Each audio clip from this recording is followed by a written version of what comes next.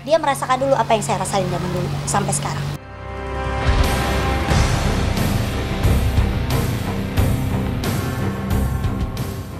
Dan akhirnya Ayu Rosmalina atau Ayu Ting Ting angkat bicara tentang konflik panas yang seolah ditebar oleh Angie yang nyatanya ditanggapi oleh Ayu dengan berapi-api.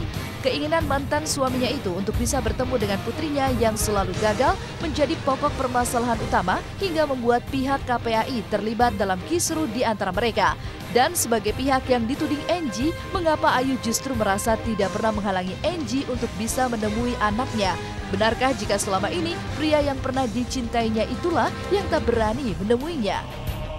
Misalnya dia pengen ketemu kan bisa ngomong ke saya langsung. Kenapa harus ke KPAI? Emang saya penjahat? Sejak Belkis lahir juga dan sebelum juga, kan Mas Angie suka ke rumahnya Mbak Ayu. Waktu melahirkan juga di rumah sakit kan Angie ke sana, tapi kan aksesnya kan ditutup semua tuh. Angie tuh kangen ketemu dengan anaknya udah pasti.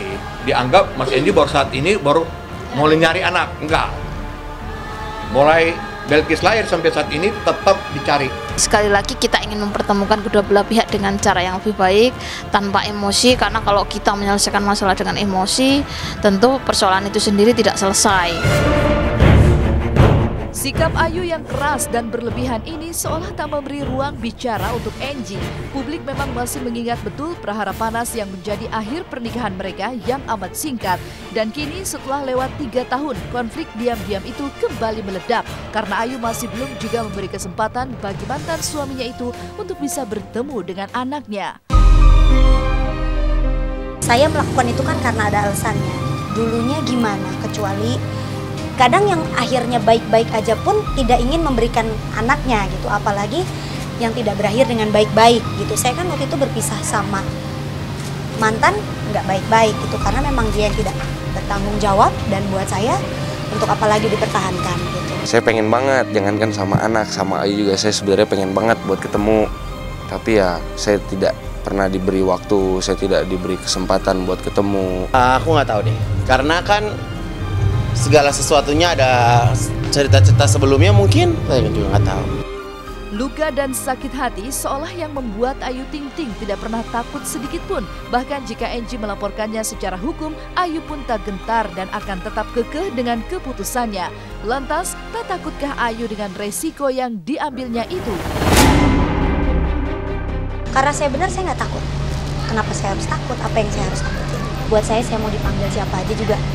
Loh, saya yang ngejalanin kehidupan, ini anak-anak saya yang mengandung 9 bulan, kok ini dikit-dikit ada rame di TV, dilaporin ini, dilaporin itu, saya sama anak saya salah apa? Saya memahami misalnya bahwa ada sakit hati masa lalu yang berkepanjangan begitu ya, yang dilakukan oleh mungkin dianggap dilakukan oleh pihak lain begitu ya, tetapi sesungguhnya itu bukan menjadikan alasan pembenaran bahwa menghalang-halangi hak akses bertemu itu dibolehkan begitu ya. Seorang ibu yang menutupi identitas anak kandung kepada ayah kandung itu adalah suatu pelanggaran pidana. Itu tidak dibolehkan dan itu akan berhadapan dengan hukum, dan pastinya konsekuensi dari pelanggaran pidana kita tahu, ada hukumannya.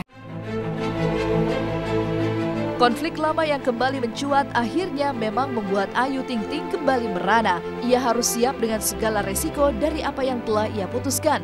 Tapi mengapa kekeh mempertahankan keputusannya, Ayu justru mengancam Angie untuk menghentikan niatnya dan tidak mengusik hari-harinya bersama putri tunggalnya yang semakin pintar. Jangan sampai saya keluarin yang belum pernah saya keluarin gitu, yang gak pantas saya keluarin jangan sampai saya sebut. Saya masih nahan-nahan, saya masih anteng, saya masih diam karena saya pikir ya udahlah, urusan kita mau udah urusan masing-masing gitu. Saya juga nggak pernah ngeganggu dia juga, saya juga nggak pernah musik-musik dia juga sama keluarganya.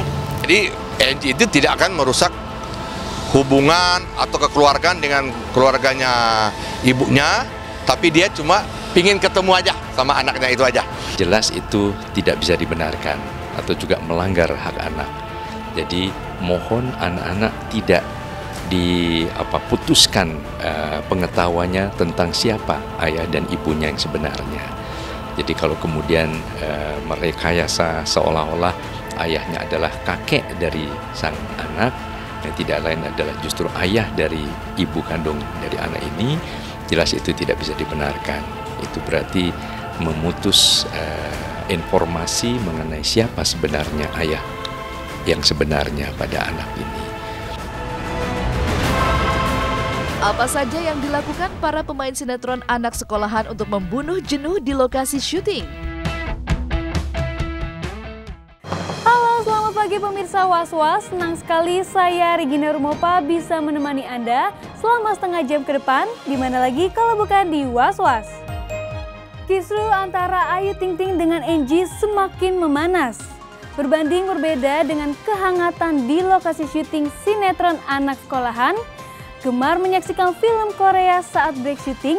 Benarkah jika itu cara yang dilakukan Natasha Wilona untuk menghilangkan rasa bosan? Sementara itu, bagaimana dengan Meghan, lawan mainnya yang berkarir di lokasi syuting? Dan apa sajakah yang dilakukan oleh pemain lainnya seperti Cut Syifa dan juga Rizky Nazar? Nah pemirsa, berita yang kami sajikan bukan sekedar berita, oleh sebab itu Anda patut was-was sebelum menyaksikan Was-Was.